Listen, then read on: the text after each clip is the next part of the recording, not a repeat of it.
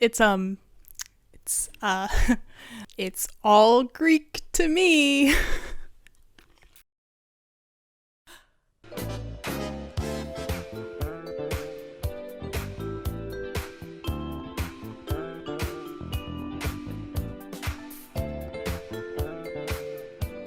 And all I've got to offer is sensitivity, intelligence, and charm.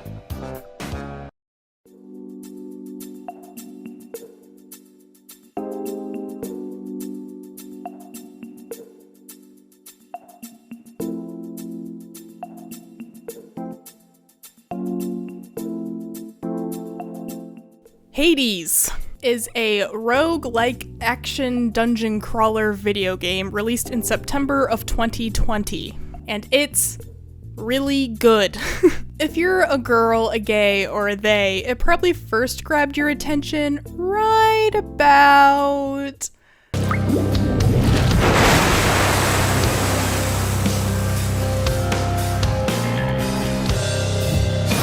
there.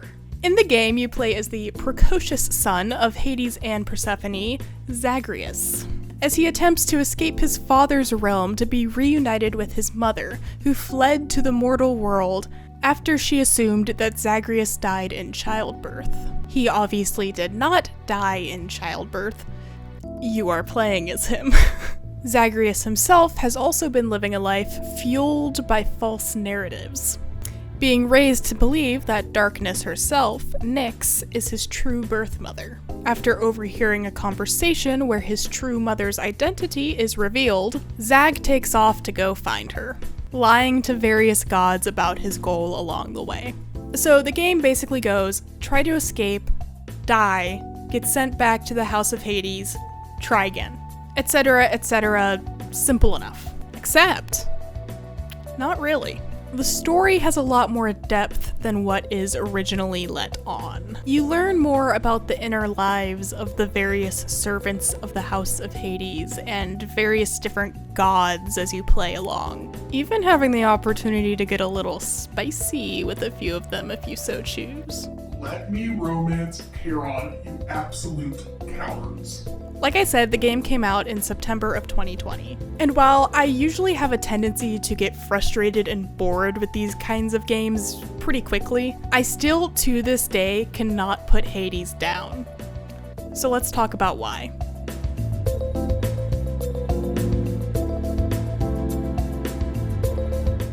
So I'm assuming most of you had a basic Greek mythology course in school, but just in case, here's the gist of the main players in Hades.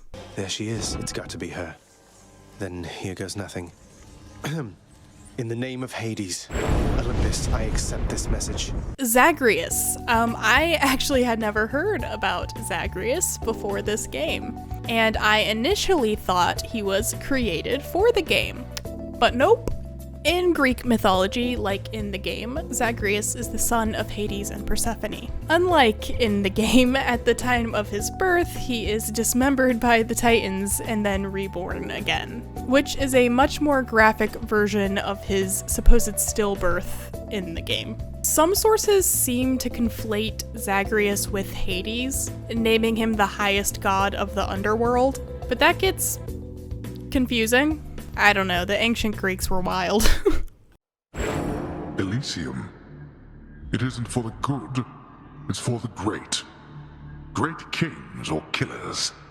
Oft one and the same. Hades. Hades is the brother of Zeus and Poseidon, and he is ruler of the underworld. He's oftentimes confused for a devil-like figure, but that's not really the case. The realm of Hades is not hell. It's simply the realm of the dead, a split into levels depending on how you behaved in life. Hades is married to Persephone. Well, I'm glad it worked out for the best. There's just one thing that happened that I ought to tell you about, son. No secrets between us and all. This is quite difficult for me to say. Persephone, goddess of spring, wife of Hades and daughter of Demeter, the goddess of the harvest. In the mythology, Hades tricks Persephone into becoming his wife with a pomegranate. She returns to the mortal world for half of the year per an agreement made between her mother and Hades. hence the seasons. Pride has been the failing of so many mortals, child, and has brought low members of your family as well. And yet, I am so very proud of you for what you have achieved. Nyx. Nyx is the goddess of the night, and she is one of the oldest gods. Nyx stood at the beginning of all time, and mothered multiple other deities that are found in the game, including Hypnos, Thanatos, and Charon. In the game, she is Zagreus's adoptive mother. She's cool though, we like Nyx. So, this is the point where I could go on and on. I could talk more about Thanatos, or Megara, or Hypnos, or Achilles, Dusa. There are a lot of mythological figures and stories infused into this game. But the story involving Hades, Persephone, Zagreus, and Nyx is really the core. And like many other myths featured in the game, it goes in cycles, with Persephone's leaving and returning with the seasons.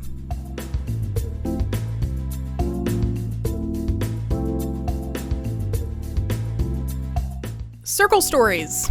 Circle stories are something you probably learned about in 1st or 2nd grade, with the popular children's book If You Give a Mouse a Cookie. They are stories that end where they began and repeat over and over and over again. For example, in this iconic piece of classic literature, the story begins with our protag giving a mouse a cookie, and ends with the mouse, once again, requesting another cookie. Mythology in general, not just Greek, really lends itself to this style of storytelling. The beings featured in myths are usually eternal, and therefore have a tendency to get stuck in loops, like Persephone's annual trip to the mortal realm, or any number of Native American stories that follow this structure. A popular modern version of this is the retelling of the story of Orpheus and Eurydice found in the Broadway musical Hadestown, which takes the ancient myth and shapes it into a circle. When you think about it, circle stories are the perfect vehicle for myths that are passed down orally, from generation to generation. The structure makes the story easy to remember and engaging, which is also why circle stories are used to teach very young school children about the concept of narrative structures. It's all wrapped up in a nice little bow that repeats over and over and over again. But circle stories don't only lend themselves to mythology in children's books. They're also a key feature of the modern iteration of roguelike games.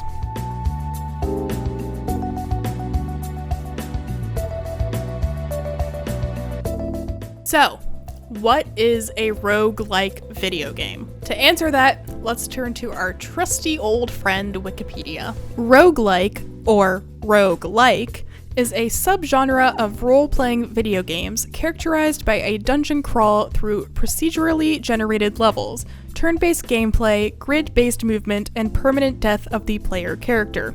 Most roguelikes are based on a high fantasy narrative, reflecting their influence from tabletop role-playing games such as Dungeons & Dragons. As the years have gone on, this exact definition has gotten a little warped, to refer more to a game where the player character starts at a particular start point, ventures out into various dungeons, only to be killed and then sent back to that start point, where they can try again.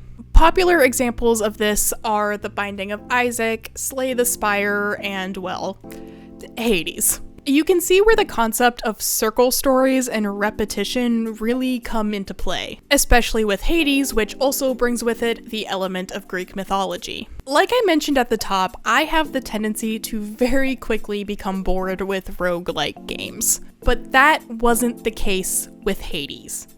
And here's why I think that is. Okay, I know I set this up like it was gonna be some big reveal with this big in-depth analysis, but it's the characters. It's the characters and their stories and their secrets. The main story itself takes about 20 hours of gameplay to complete. You want to learn everyone's stories and secrets? Tack on another 70 hours to that, bringing the total to a whopping 90 hours of gameplay. But gods, is it worth it. And also why dying and being sent back to the House of Hades isn't the disappointment it is in other games. Going back means that you get to talk to Achilles again, and learn more about his ill-fated romance with Patroclus. Patroclus? How do you say that? Hold on. Patroclus pronunciation. Patroclus. I was saying it wrong. Patroclus. There we go. Should have done that before I started filming. It means you get to talk to Mother Nyx and learn about her relationship with Chaos. You get to flirt with Meg. You sound a little tongue-tied, Zagreus. Just like you always used to around me. You're not exactly easy to approach, you know. So, how about it then? Care for a drink with me? And getting back out there is even more exciting, even if you don't make it to the final epic battle, because you get to learn Patroclus's side of the story, and find Orpheus's long-lost Eurydice, and flirt with Thanatos. You like me, Zagreus? I never thought. I don't know why that sounds so strange coming from you, given everything that's happened as of late. Yeah. Look, if you don't feel the same way about me at this point, I would rather know. Cease all these coy gift exchanges and all that. I never said anything like that. You know what? There's a bunch of mortals I have to go fetch. Goodbye. You almost want to get kicked back so you can talk to more NPCs and unlock more of their story. And I think that's pretty gosh darn neat. But that's not the only neato thing here. The more you get out there, the more weapons and abilities you unlock, and the greater challenges you can accept. And all this combines to create an experience that, despite really being the same thing over and over and over again, never really gets boring.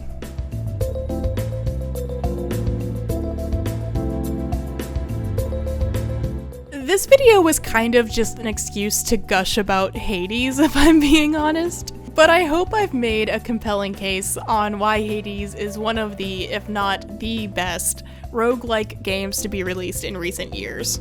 The characters and the encouragement to keep trying over and over and over again, it really speaks to me if I'm being just a wee bit vulnerable. What might feel like a failure actually unlocks lessons and stories and friendships. And, never mind, this is cheesy and stupid. But also true, okay? Honestly, I could have gone on for a lot longer. But if you're looking for hours-long videos, may I recommend some other channel? Babes, I work a day job. I'm just a person who really enjoys the video game Hades, and I think you would too. And remember, you can romance multiple NPCs without consequence.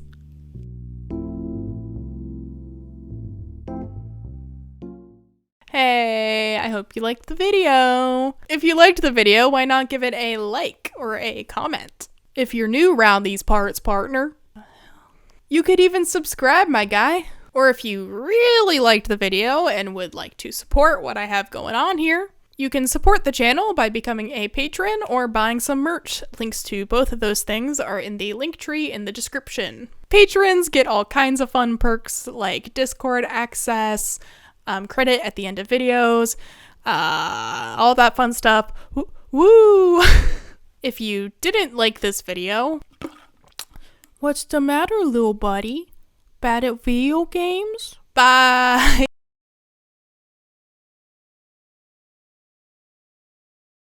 I'm sure that you can tell, but this is just a button-up shirt that I have draped over my shoulder.